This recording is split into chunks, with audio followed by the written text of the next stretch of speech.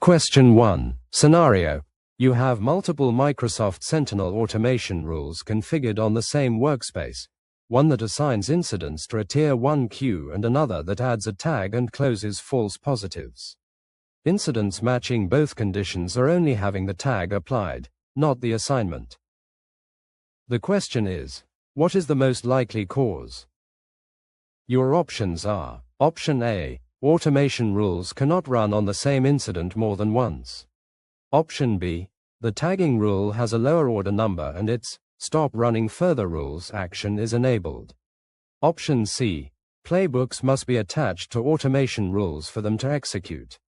Option D, automation rules only apply to alerts, not incidents. Take a moment to think about your answer. The correct answer is B. The tagging rule has a lower order number and its stop running further rules action is enabled. Why B is correct? Automation rules run in order based on their configured order number, and a rule can be set to stop processing additional automation rules. If the tagging rule runs first and stops further rule processing, the assignment rule never executes. Why A is wrong? Multiple automation rules can act on the same incident. There is no such restriction. Why C is wrong? Automation rules can perform actions like tagging, assignment, and status changes directly, without requiring a playbook. Why D is wrong? Automation rules apply to incidents, and can be triggered by incident creation, update, not just alerts. Question 2. Scenario. Your SOC wants an automated workflow that posts a message to a Microsoft Teams channel whenever a new Microsoft Sentinel incident with severity high is created, using a low-code approach. The question is, what should you create and attach to an automation rule? Your options are: Option A, a Sentinel playbook built on Azure Logic Apps with a Teams connector. Option B, a KQL scheduled query with an alert action. Option C, a workbook with an embedded Teams webhook. Option D, a hunting query bookmark. Take a moment to think about your answer. The correct answer is A, a Sentinel playbook built on Azure Logic Apps with a Teams connector. Why A is correct? Sentinel playbooks are built on Azure Logic Apps and support numerous connectors, including Microsoft Teams, enabling low-code automated notifications when triggered by an automation rule on incident creation. Why B is wrong? A scheduled query with alert action generates alerts, incidents. It does not natively post to Teams. Why C is wrong? Workbooks are for visualization, reporting dashboards, not action automation like posting messages. Why D is wrong? Hunting query bookmarks save interesting query results for investigation. They don't trigger notifications. Question 3. Scenario. You created a Sentinel playbook designed to automatically isolate a device when an incident is created, but the playbook fails with a permissions error when it tries to call the Microsoft Defender for Endpoint API. The question is, what is the most likely resolution? Your options are: Option A, recreate the incident manually. Option B, change the playbook trigger from incident to alert.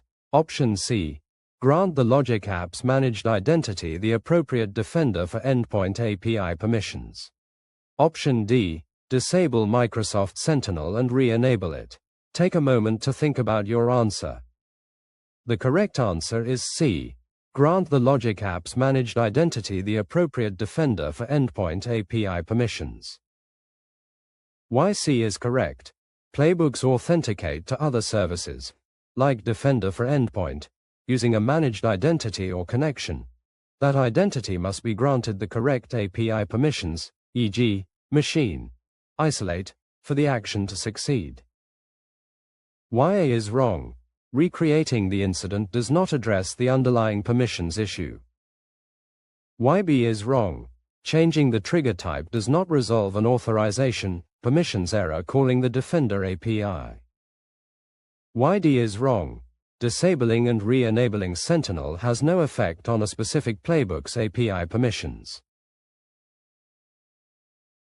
Question 4. Scenario.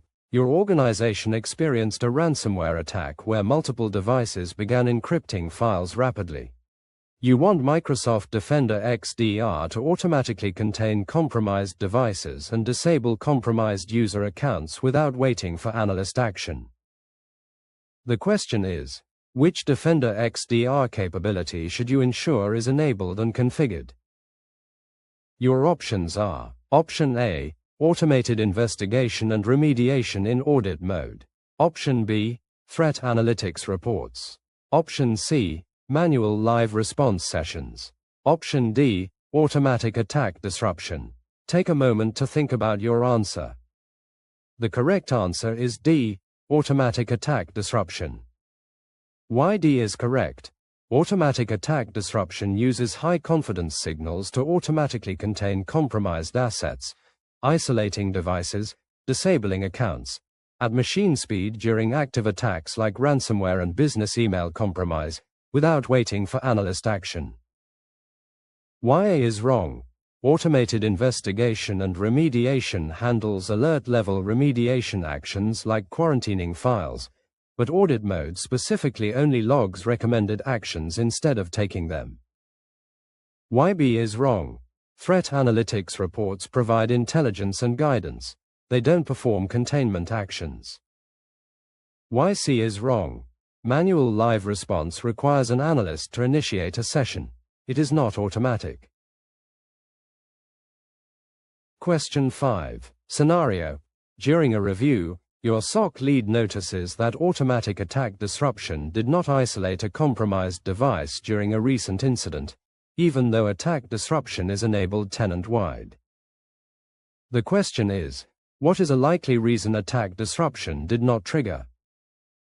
Your options are: Option A, attack disruption only works for Microsoft Sentinel incidents, not Defender XDR incidents. Option B, the device group's automation level was set to no automated response. Option C, attack disruption requires manual approval for every action. Option D, the organization does not have a Microsoft Sentinel license. Take a moment to think about your answer. The correct answer is B, the device group's automation level was set to no automated response. Why B is correct? Attack disruption actions on devices respect device group configurations. If a device belongs to a group configured for no automated response, disruption actions such as isolation will not be applied to it. Why A is wrong? Attack disruption operates within Defender XDR itself and does not require Sentinel incidents to trigger. Why C is wrong? Attack disruption is designed to act automatically at machine speed without waiting for manual approval, by design.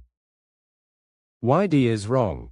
Attack disruption is a Defender XDR capability and does not require a Sentinel license. Question 6. Scenario.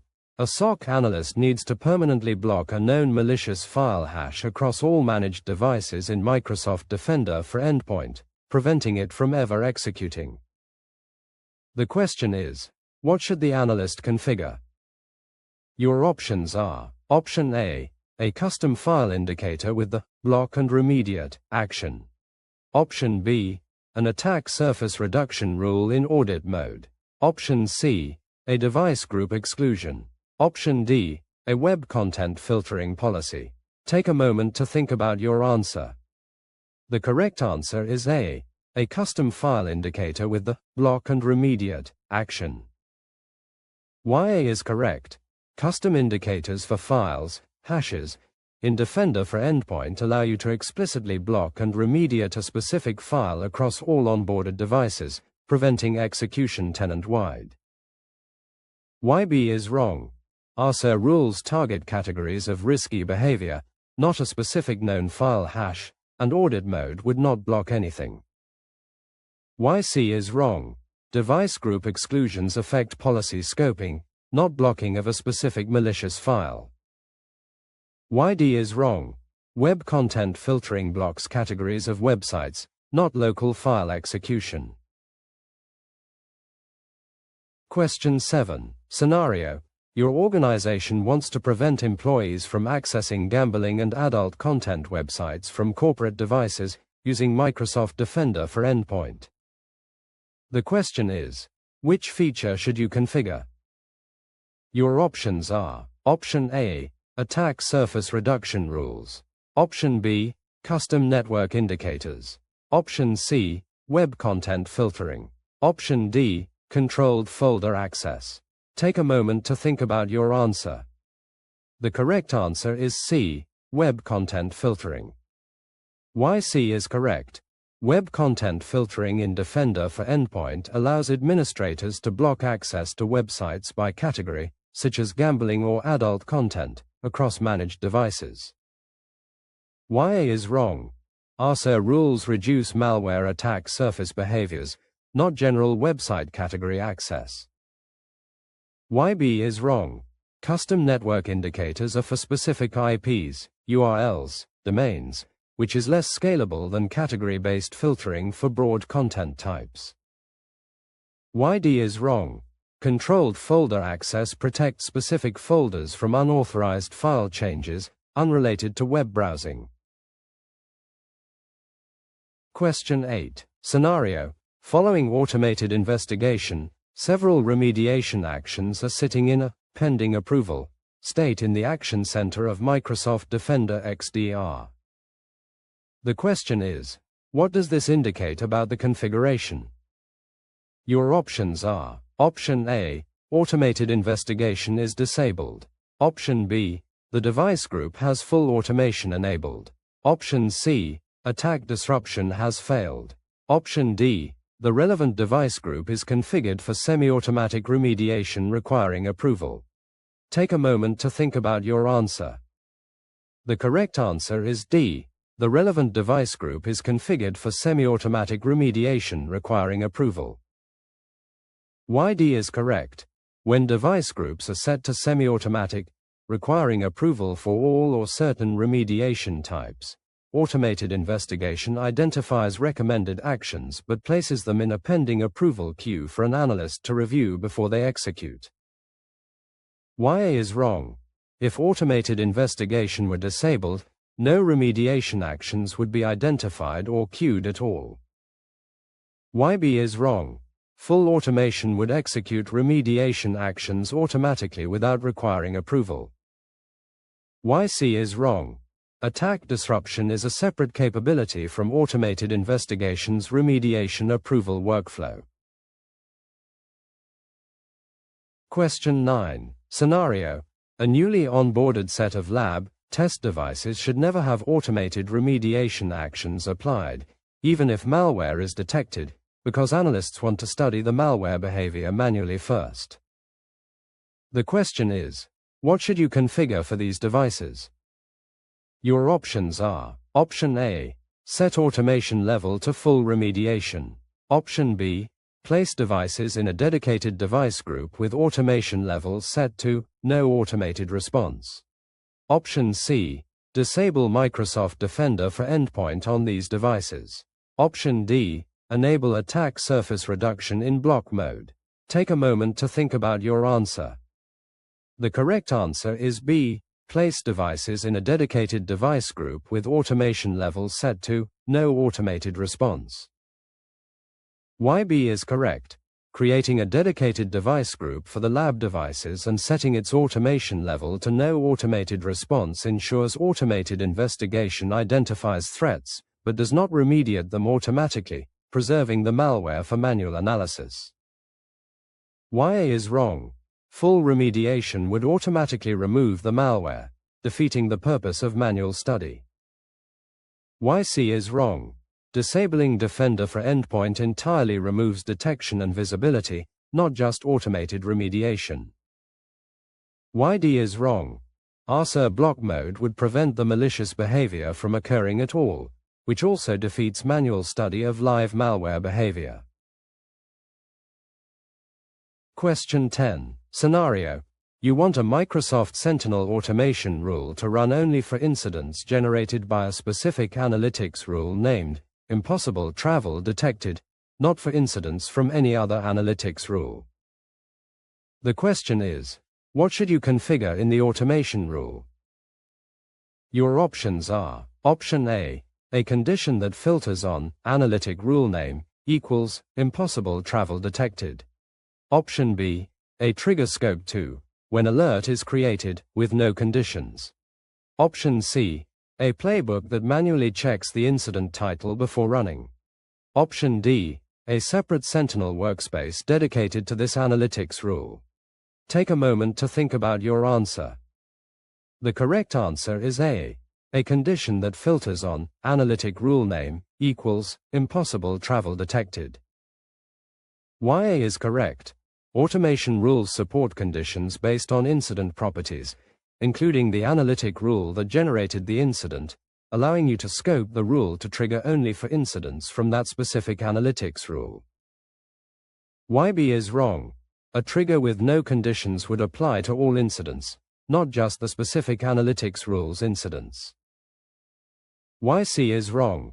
Adding manual checking logic inside a playbook is unnecessarily complex when native automation rule conditions accomplish this directly. Why D is wrong? Creating a separate workspace is a drastic, unnecessary architectural change just to scope one automation rule. Quiz complete. You have reviewed all questions and their full explanations. Great work.